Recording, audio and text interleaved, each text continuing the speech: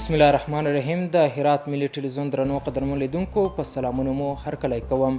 نن دونۍ دوشنبه د 1444 هجري سپوږمیز کال د شوال المکرم میاشت 13مه نیټه ده چې د 1402 هجري لمریز کال د غوایي میاشت 13مه نیټې سره سمون خوري. په سر کې د څو خبرونو سرټکي. د هرات د مهاجرینو او راستنیدونکو چارو ریاست مسؤلین له لوري و دغه ولایت ته د ورځې د 2000 مهاجرینو د راستنیدو خبر.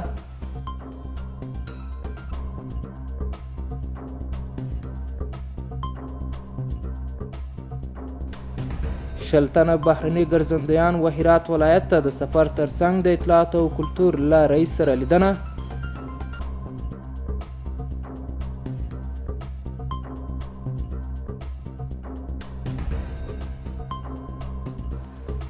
او د 200 وال فاروق الاردو له لوري 18 ارادي ویجاړې وسیلې بیا ځلې جوړول.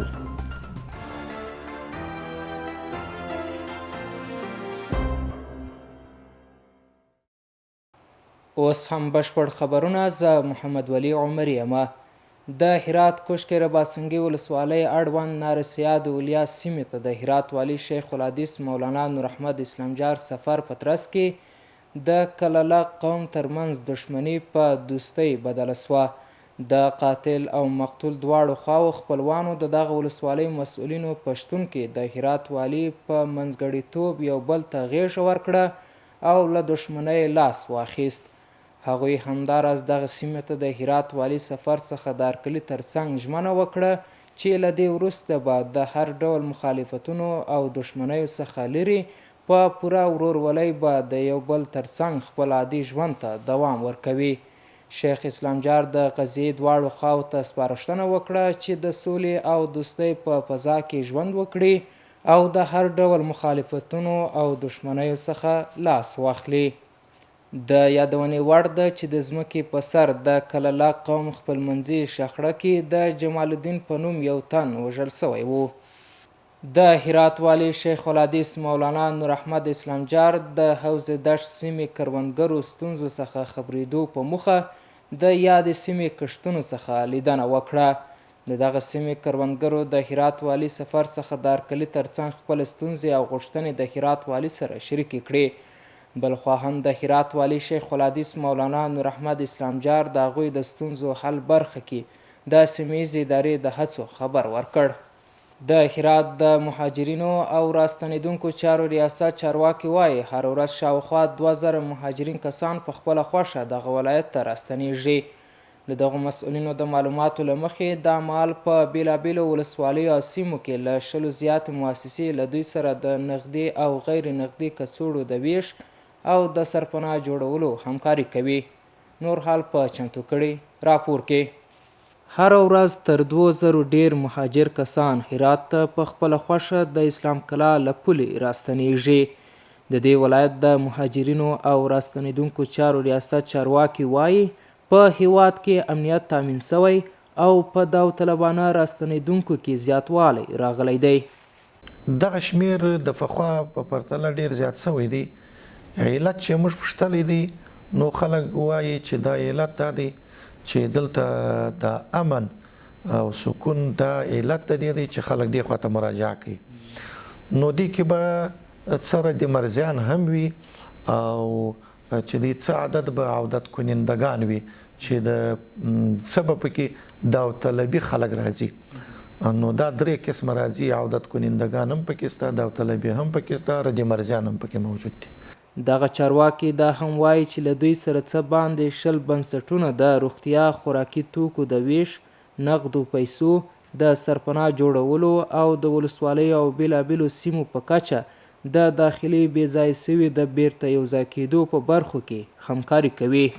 دغه مؤسسه ده چې د کور اید په نامه باندې چې د په کوشک کونه کې هم تقسیم د نقدي کومک درلودی. تقریبا چې د 5 میلیونه 15 لک یا 500,000 په اندازه باندې ته کومک درلودی او دا بیا 2-3 واره دا کومکونه وسوه او په کوشک رباط سنگي ولسوالۍ کې دا کومکونه وسوه. او په ښار کې دلته هم د دې مؤسسې له طرفه تقریبا د 400 یا 480 نفرو سره نغدي مرستې وسولې چې هغه کې 25,000 22,000 39,000 دومره روپۍ تقسیم شوې مختلف خلکو ته او دا کومک هم تقریبا چې دوی مرحلې سوي دي یوه مرحله به هم په سبا او بل سبا کې بیا پیلېږي چې 3 مرحلو ته رسېږي دا کومکونه. دغو چارواکو د هرات ښاریانو ته ډاډ ورکړ چې له همکارو بنسټونو او مؤسسو سره به د بشري مرستو د ګټونکو او ترلاسه کوونکو د عادلانه سروي لپاره لازمه همغږي او همکاري وکړي. 10 بهرنیو ګرځندویانو هرات ته سفر کړی.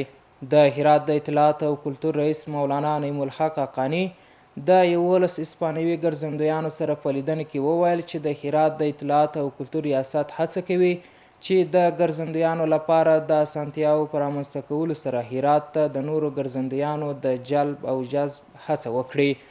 مولانا حقانی ګرځندویان د سولې سفیران بولي او وایي چې دوی کولی شي د یوه هیواد کلتور خپلو خلکو ته انتقال کړي. د هرات د اطلاعات او کلتور رئیس وایي چې د امنیت د ټینګښت له امله دغه ولایت ته د ګرځندویانو شمیر زیات شوی دی. په ورته وخت کې د امریکا، کاناډا، جاپان او بریتانیا نه نورو ګرځندویانو د دغه ولایت د اطلاعات او کلتور له رئیس سره هرات ته سفر وکړ او بیا د دغه ولایت د تاریخي ابداتو د لیدنې په موخه لاړل. د هرات د اطلاعات او کلتور رئیس له دوی سره په کتنه کې وویل چې هرات ته هر بهرني او کورني ګرځندویان د میلمه په توګه راځي او خلک او چارواکي به یې هرکلی کوي. ښاغلی حقانی وایي د اطلاعات او کلتور ریاست د ګرځندویانو د اسانتیا لپاره هر اړخیزې هڅې کوي ترڅو دوی وکولی شي په ښه خاطرو سره سفر وکړي او له لیدو کتو څخه خوند واخلي. د هرات د احصایې او معلوماتو ریاست وایي چې اوس مهال د برېښنایي پیژندپاڼو د مالیاتو راټولول د اسلامي امارت د کابینې د نوې پریکړې پر بنسټ روان دي. د دې ادارې مشر په دوام ټینګار کوي چې د 1401 هجري لمریز کال له پیله تر اوسه څه باندې 290,000 برېښنایي پیژندپاڼې ویشلې دي. په هرات کې د پیژندپاڼو د ترلاسه کولو یو شمېر غوښتونکي هم ټینګار کوي چې د دوی د اسنادو د بهیر پر مهال کارونه په مناسب وخت ترسره کیږي. نور حال په چمتو کړي راپور کې. د هرات د احصایې او معلوماتو ریاست چارواکي وایي د مهال د اسلامي امارت د کابینې د نوې پریکړې پر بنسټ د مالیاتو راټولول دوام لري. د دې پریکړې له مخې له نن څخه د برېښنایي تذکرو د هر ټوک د ویش بیه 500 افغانۍ، د کاغذي پیژندپاڼو د تجدید د پیژندپاڼو د ویش او تایید بیه 200 افغانۍ، د ماشومانو د زیږیدنې د کارتونو د ویش بیه 200 افغانۍ او د لویانو لپاره 500 افغانۍ، د غیر حضوري پیژندپاڼو د ویش بیه $200 او د غیر حضوري کارتونو د ویش بیه $200 دي. موږ هغه پیسې چې اخلو د امارت اسلامي د کابینې په فیصلې او الکترونیکي تذکرې چې د 500 افغانۍ او کاغذي تذکرې چې د هغه 200 افغانۍ او تاییدي د تذکرې چې د هغه هم 200 افغانۍ.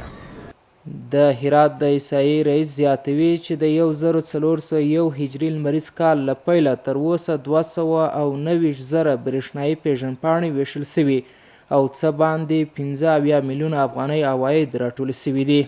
موږ 2,90,000 تذکرې او په 14 کال کې او تقسیم کړي دي. عواید مو تر 15 میلیونه لوړ دی. په هرات کې د برېښنایي پیژندپاڼو یو شمېر غوښتونکي هم ټینګار کوي چې د دوی اداري چارې په خپل وخت او مناسب وخت ترسره کیږي او د کارکوونکو د ښه چلند خبره هم کوي. 6 ماه میشه ثبت کرده بودم دیگه، خوب ترتیب مراحل میشه، همگی کارا ما خوب پیش میره دیگه، کارمندا خوب کارا خوب پیش میبرن دیگه، کارشکنی نیست دیگه، هر کی به نوبت خوب کارا خوب پیش میبرن دیگه، مشکلی نداره ان شاء الله. ما روزانه حدوداً 450-500 نفر بایومتریک داریم، روزانه 500-600 قطعه تذکره توزیع داریم و از جمله دیگه خدماتی که بعضی ادارات معلومات میخواین از تذکره الکترونیک، استلام‌های معلوماتی ادارات جواب میدیم به طور کل روزانه در مرکز 01 تذکره الکترونیک ما در حدود 2 تا 2,500 مراجعین داریم. باید وویل سي چې د دغو چارواکو د څرګندونو له مخې هرات ولایت ته هم شاوخوا 38,000 نوي چاپ سوي برېښنایي پیژندپاڼې رسیدلي دي. په 200 الفاروق الاردو کې 80 نقلیه وسایط ترمیم شول. د 200 الفاروق الاردو د لومړي لوا د دریم کنډک د تخنیکي او مسلکي انجینریانو لخوا په ټولیز ډول 80 رادیې وسیلې ترمیم او ګټې اخیستنې ته چمتو سوي. په دغه وسایطو کې زغروال ټانګونه، حموي نړیوال امبولانس او کرین شامل دي چې د هرات ولایت په ځینو سیمو او ولسوالیو کې غیر فعال وو د دویم ځل لپاره فعال او ترمیم شول. دغه راز د دریم کنډک قومندان صابر آغا د تخنیکي او مسلکي انجینریانو د هڅو ستاینه وکړه او ویې ویل چې وسایط د بیت المال یوه برخه ده او باید وساتل سي او پوره پاملرنه ورته وسي. د هرات ولایت د امنیت قومندانۍ د لومړي امنیتي اوزي مجاهدو ځواکونو 2 تنه د دغه ولایت له مربوطاتو څخه د 15,900 امریکایي ډالرو د چل په تور ونیول.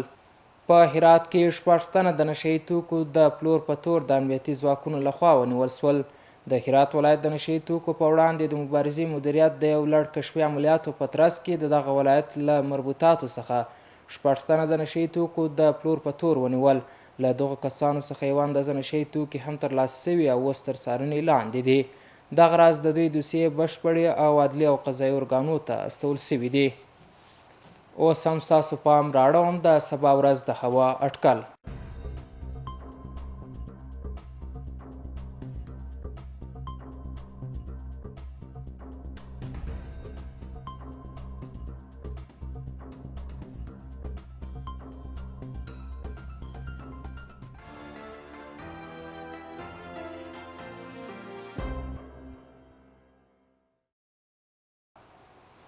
اوس هم یو ځل بیا د څو خبرونو سرټکي. د هرات د مهاجرینو او راستنېدونکو چارو ریاست مسؤلین له لوري و دغه ولایت ته د ورځې د 2000 مهاجرینو د راستنېدو خبر.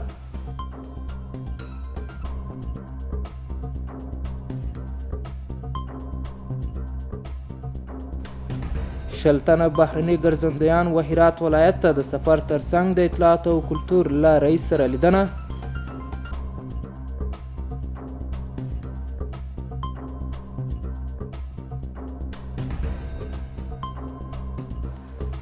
او د 200 الفاروق الاردو له لوري 80 رادیې ویجاړې وسیلې بیا ځلې جوړول.